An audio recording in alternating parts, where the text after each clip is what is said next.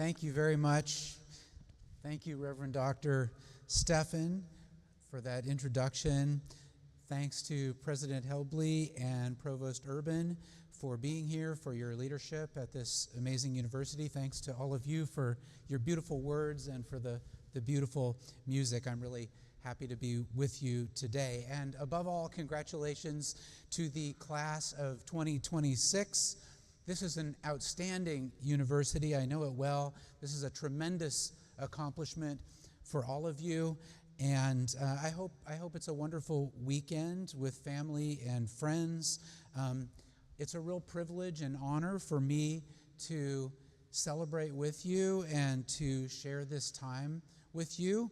I hope at least to offer something to, maybe talk about over dinner after this, and maybe at best something that you might even take away beyond this weekend into next things, into new places that you will go. And this is not when I pull out Dr. Seuss, "Oh, the places you will go," and that's the rest of my talk. It sounded like that for a second there. So I want to talk with you about vocation. And vocation is not simply a synonym for job or something like that. The word vocation comes from the Latin word vocare. It's where we get words like vocal and voice, right? So vocare has to do with call. Vocare means to call. A vocation is a kind of calling. It doesn't have to be a religious call. It could be, but it doesn't have to be. It could be a call from outside, from God or from a spirit or an angel or something like that. But, maybe it also could be more of a call from an inner voice, right? Or maybe it's both. But vocation signals something more and something other than job or even career. Vocation is measured in currencies other than salaries and promotions. Vocation is less about making a living and more about making a life. Vocation is polymorphic and polyvalent. Over the course of a lifetime, it takes different forms, it takes different shapes, it goes in different directions. It's a kind of call that you keep rehearing and that you keep answering differently. It's about saying yes to a call to something you can't fully imagine yet. It's about saying yes when you don't know exactly what you're saying yes to. And this has been my experience. I was an English major in college. I'm sure a few of my peeps are here. We English majors, we used to have to explain why we would possibly do that in college. But now we have Daniela Amadei, the president and co-founder of Anthropic. She was an English lit major at UC Santa Cruz, and so now you just have to mention her if you're like me and be like, oh, okay.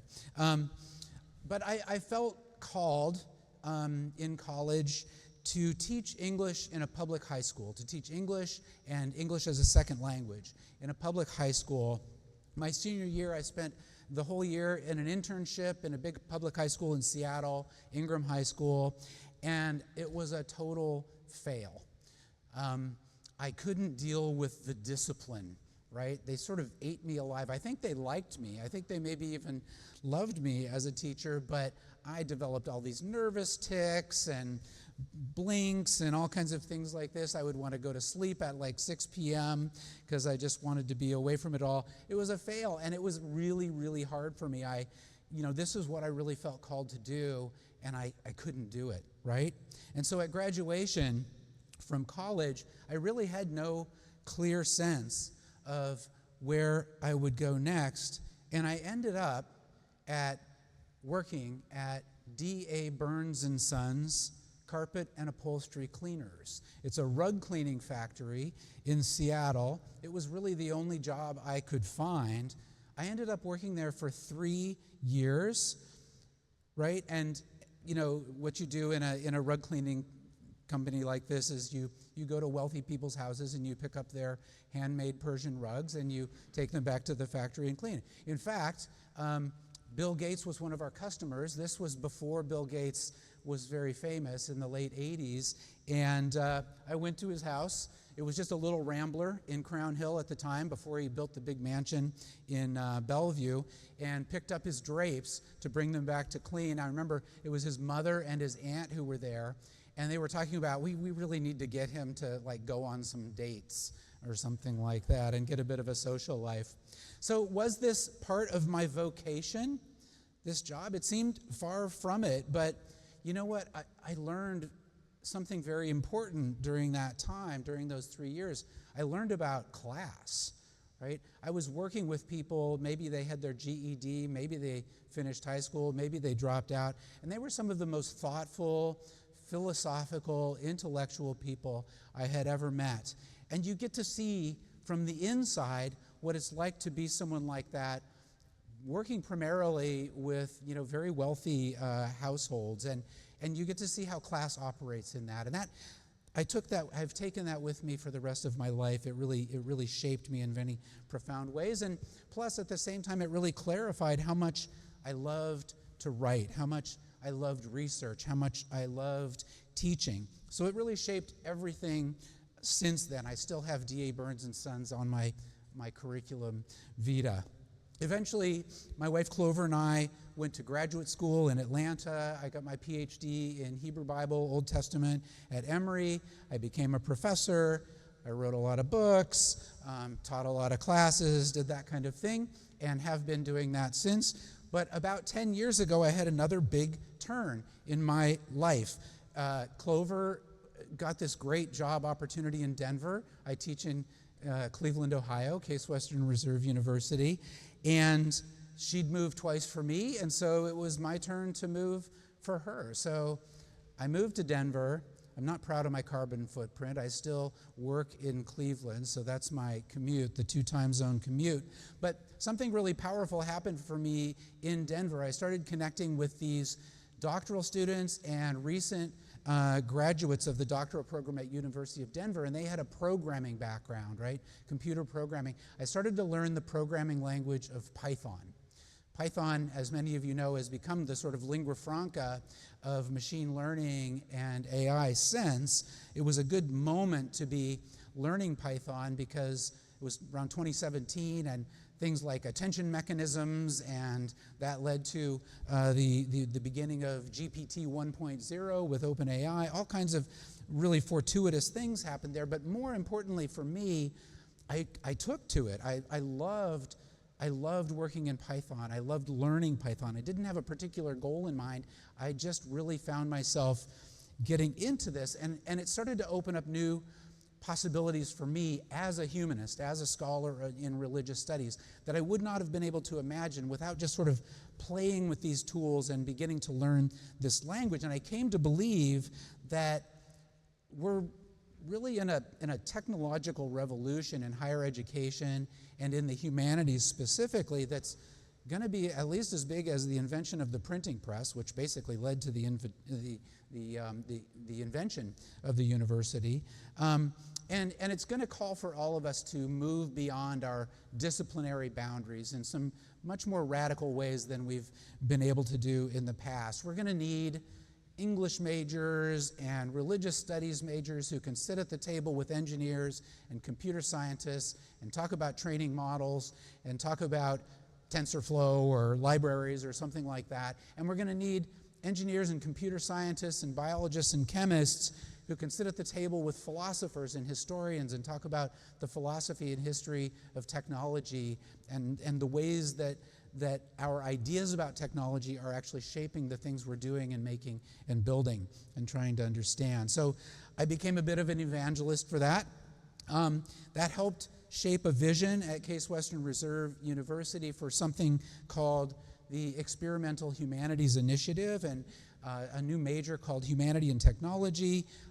Started with a $3.5 million grant, and just a couple weeks ago, you can look it up, there was a big announcement, $125 million gift from the Mandel Foundation to support this and related kind of work. So is this all related? Is there some kind of a through line from failing as a high school teacher to working for $6 an hour at D.A. Burns & Sons for 3 years to the Experimental Humanities Initiative and all of these kinds of things and everything in between. I think, yes, I think vocation allows me to see and recognize that all of that as part of my vocational path, that I've been saying yes in some sense to calls into unknowns for my whole life.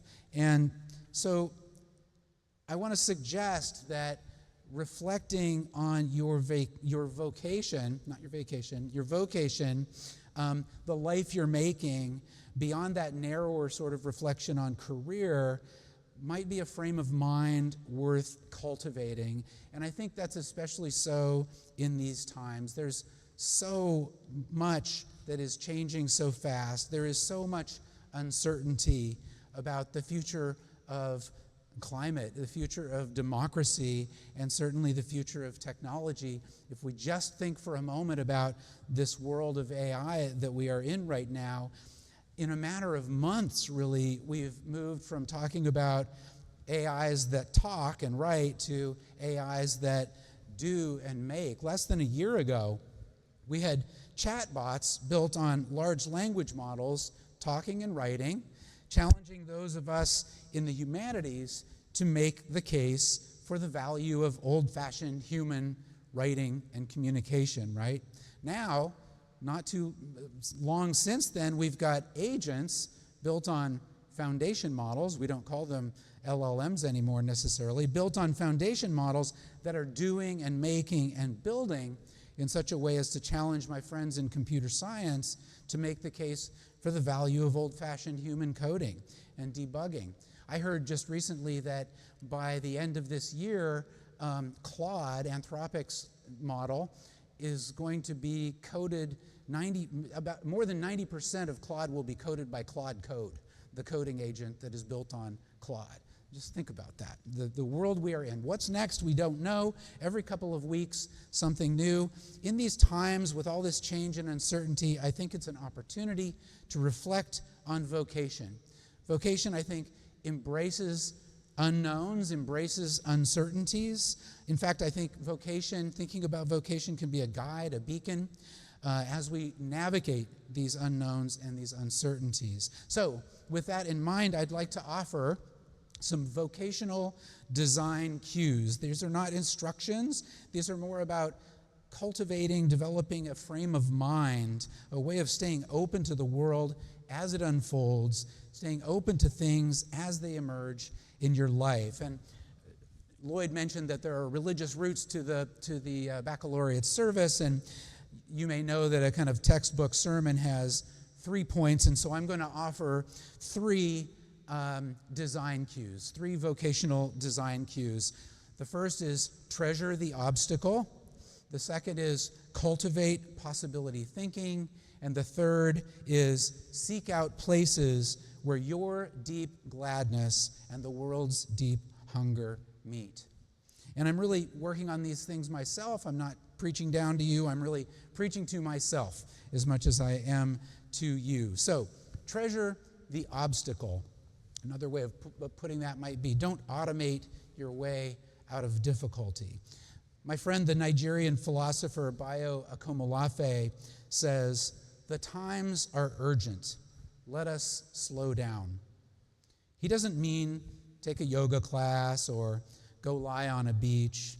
He means slow down to listen, to pay attention to what is interrupting us, to what is getting in our way, to the obstacle that's blocking our sense of progress, of productivity, our desire to keep moving forward. We don't like that, right? We don't appreciate the thing in our way, the obstacle to progress. But Bayo says the place where that obstacle is where the treasure is. The place where that obstacle is where the treasure is. I love that. It's so counterintuitive for me and probably for most of us who really value progress and productivity. But these interruptions, they can be gifts. They can open us to new things, as Mahi was saying in his example, being grateful for that moment that you had. The obstacle is where the treasure is.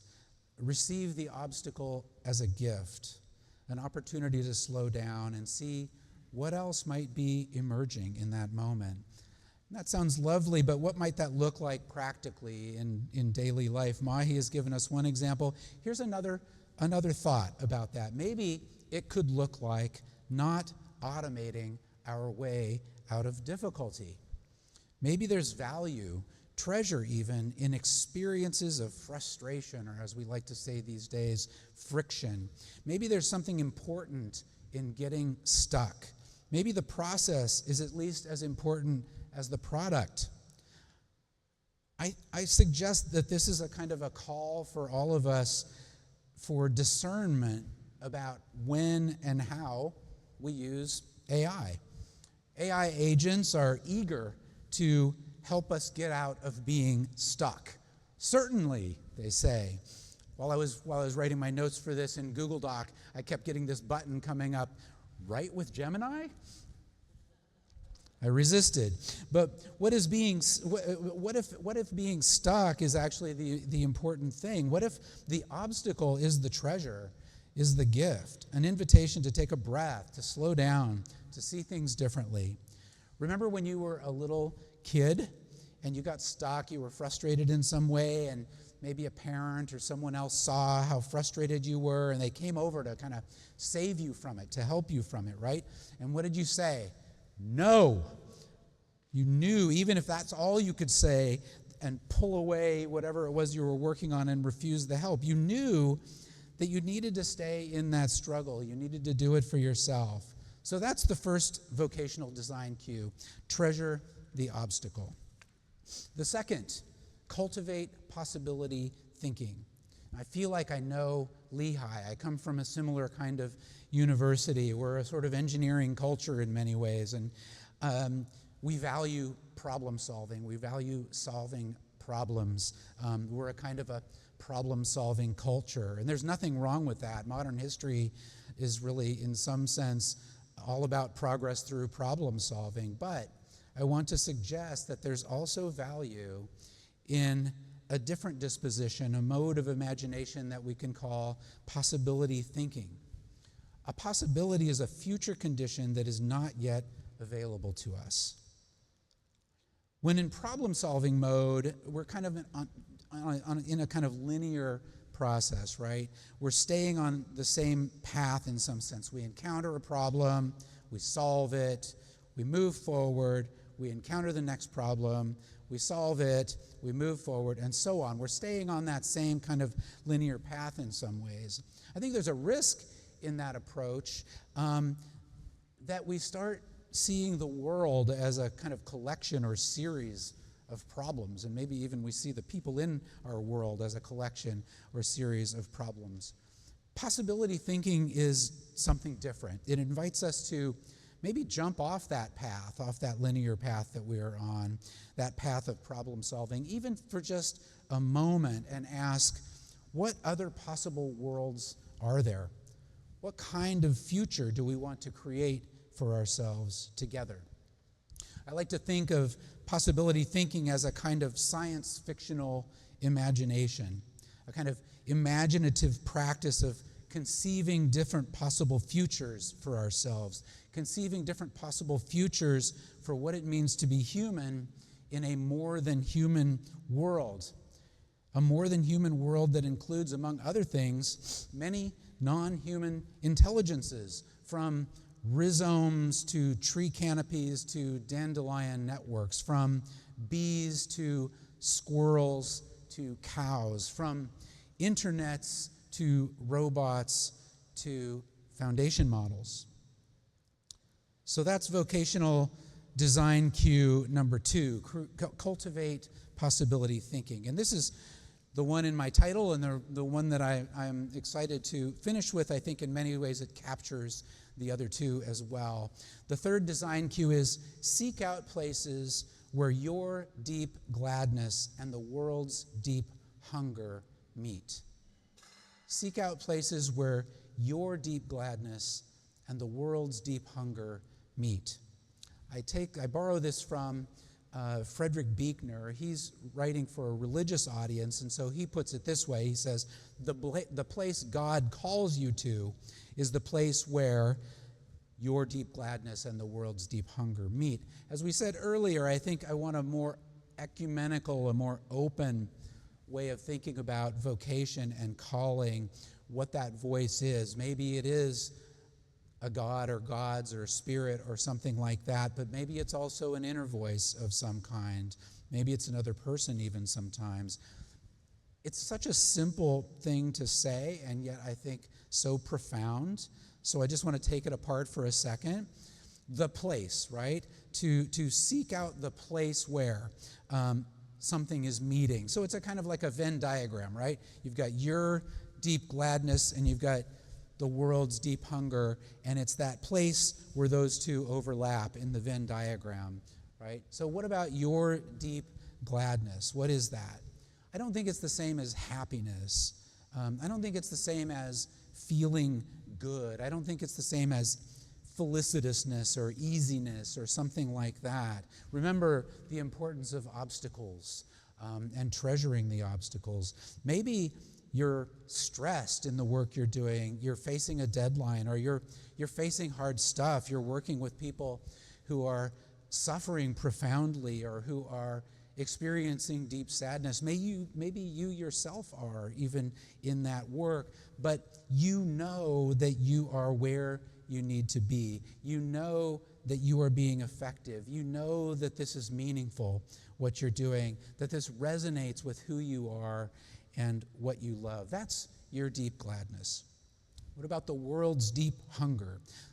I think sometimes people think about it in terms of needs, like they might say, your joy and what the world needs, or something like that. I like hunger. I think hunger is broader than need, right? This is back to possibility thinking versus problem solving. A need is a problem that needs to be solved, right? And yes, the world's needs and problems are important, and they are obviously part of this vocational work. But, you know, our world is more than a collection of needs in the same way that it's more than a collection of problems. There are desires that are part of that hunger as well. Hunger for pleasure, for engagement of the senses, for aesthetic pleasure. There are hungers for connection, for meaning, and even for beauty and wonder. When I teach my course, Responsible AI, groups are working on AI projects focused on particular local communities, and I require them to explain how this project resonates with their own deep gladness and speaks to a hunger in the world. It's amazing how that transforms what you're doing, you know, with machine learning and AI, to frame it in that sort of a context. It's powerful. So that's my third and my final vocational design cue. Checking my time, I'm doing pretty good. And maybe this last design cue about where your deep gladness and the world's deep hunger meets kind of holds all three of those. Seek out places where your deep gladness and the world's deep hunger meet. So many possibilities, so many places, but wherever you go from here, I really hope that you will listen and pay attention to that voice calling you to those kinds of places. So, religious roots, this is a kind of secular sermon in some ways. I'd like to end with just a very brief blessing, and this is all it is, just a few lines. May you find gladness deep within you. May that gladness feed the deep hunger that is all around. And may you befriend your own deep hunger too. And let the deep gladness and beauty and wonder that is all around feed you. Thank you.